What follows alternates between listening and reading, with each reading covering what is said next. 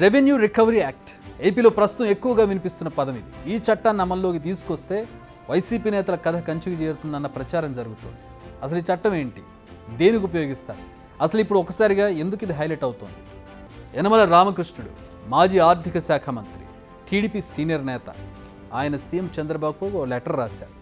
ఈ లెటర్లోనే చాలా కీలక విషయాలను ప్రస్తావించారు ఆయన. అందులో అత్యంత ముఖ్యమైనది గత వైసీపీ ప్రభుత్వ అవినీతి. వైసీపీ హయాంలో జరిగిన అవినీతి వ్యవహారాలపై స్పెషల్ ఫోకస్ పెట్టాలని చంద్రబాబుకు సూచించారు యనమల. అంతేకాదు, వైసీపీ నేతల అక్రమార్జనను రెవెన్యూ రికవరీ చట్టం లేదా ఇంకేదైనా ప్రత్యేక చట్టాన్ని తీసుకొచ్చైనా ప్రభుత్వం స్వాధీనం చేసుకోవాలని సూచించారు యనమల. అప్పుడే గత ప్రభుత్వం చేసిన ఆర్థిక నష్టాన్ని అధిగమించేందుకు ఇది ఒకటే మార్గం అంటున్నారు ఆయన.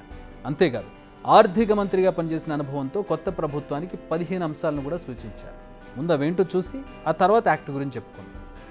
బిల్లుల చెల్లింపులకు సిఎఫ్ఎంఎస్ వాడండి, పన్ను ఆదాయాల క్రమబద్ధీకరణ, స్థిర రుణాలు, ఇప్పుడున్న దానికంటే ఎక్కువ గ్రాంట్ ఇన్ ఎయిడ్స్ అంశాలపై కేంద్రంతో చర్చించడం, వేస్ అండ్ మీన్స్, ఓడిని జాగ్రత్తగా వినియోగించుకోండి, అర్హులకు మాత్రమే సంక్షేమ పథకాలు అందించండి, అలా అయితేనే వ్యయాలు తగ్గుతాయి, మూలధన వ్యయంలో లీకేజీలను అరికట్టండి, ఏపీని ఇండస్ట్రియల్ డెస్టినేషన్గా మార్చండి, సహజ వనరులను రక్షించాలి, ఎఫ్ఆర్బిఎం చట్టంలోని ఫినాన్షియల్ డిసిప్లిన్ సూచనలను ఖచ్చితంగా పాటించాలి, ఈ చర్యలతో ద్రవ్య లోటును ప్రస్తుతానికి నియంత్రించాలి. ఇలా చేస్తే రాబోయే సంవత్సరాల్లో లోటు తగ్గుతుంది, అవినీతిని అరికెడితేనే రాష్ట్రానికి ఆర్థిక పురోగతి ఉంటుంది.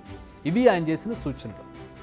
యనమల మాజీ ఆర్థిక మంత్రిగా తాను పనిచేసిన అనుభవంతో ఈ విషయాలను ఆయన వెల్లడించారు. ఆర్థిక క్రమశిక్షణ అనేది లేకపోతే రాష్ట్రానికి నష్టం తప్పదని ఆయన ఇచ్చిన వార్నింగ్. అది నిజంగా పరిగణలోకి తీసుకోవాల్సింది. ఎందుకంటే ప్రస్తుతం ఏపీ అప్పుల ఊబిలో కూరుకుపోయింది. దాని నుంచి బయటపడుతూనే అభివృద్ధిని పరుగులు పెట్టించాల్సిన సమయం ఉంది. సో చంద్రబాబు ఈ సూచనలు పరిగణలోకి తీసుకునే అవకాశం ఉంది. అయితే అది అంతరంగిక భేటీలో కూడా చెప్పొచ్చు. కానీ ఇలా బహిరంగంగా లెటర్ రాయడం వెనుక అసలు ఉద్దేశాలు వేరే ఉన్నట్టుగా కనిపిస్తోంది. అదే రెవెన్యూ రికవరీ యాక్ట్. ఈ మొత్తం లెటర్లో అన్ని ప్రధాన అంశాలే అయినా ఇందులో టాప్ 1లో ఉన్నది మాత్రం రెవెన్యూ రికవరీ. యనమల ఏం చెబుతున్నారు? వైసీపీ హయాంలో తీసుకున్న నిర్ణయాల కారణంగా జరిగిన ఆర్థిక నష్టం, నేతల అవినీతిని లెక్కగట్టి వారి నుంచే వసూలు చేయాలన్నది యనమల అభిమతం. మీకు గుర్తుండే ఉంటుంది, లేటెస్ట్గా చాలా రాష్ట్రాల్లో జరుగుతున్న ఆందోళనలు, అల్లర్లలో జరిగిన ఆస్తి నష్టాన్ని ఎలా పూడుస్తున్నారు. అల్లర్లలో పాల్గొన్న వారిని గుర్తించి వారి ఆస్తులను స్వాధీనం చేసుకుని వారి నుంచే డబ్బు వసూలు చేసి వాటి రిపేర్లు చేస్తున్నారు.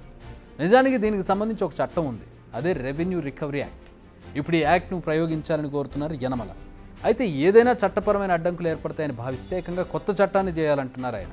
అదే జరిగితే వైసీపీ నేతలకు మరిన్ని కష్టాలు, తిప్పలు తప్పవని చెప్పాలి.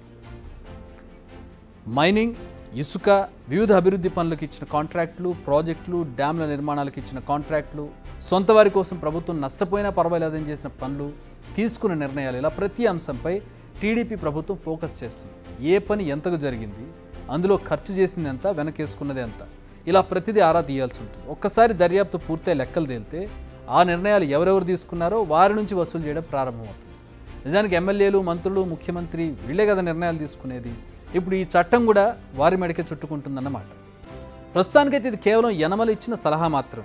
ఈ సలహాను సీరియస్గా తీసుకుని ప్రభుత్వం దీనిపై ఫోకస్ చేసి విధి విధానాలు రూపొందించుకుని యాక్షన్లోకి దిగితే మాత్రం వైసీపీ నేతలు చుక్కలు కనపడతాయి. అందులో ఎలాంటి డౌట్ లేదు. బిగ్ టీవీ అవుట్లుక్ కథనాలు నచ్చితే వెంటనే బిగ్ టీవీ ఛానల్ ను సబ్స్క్రైబ్ చేయండి.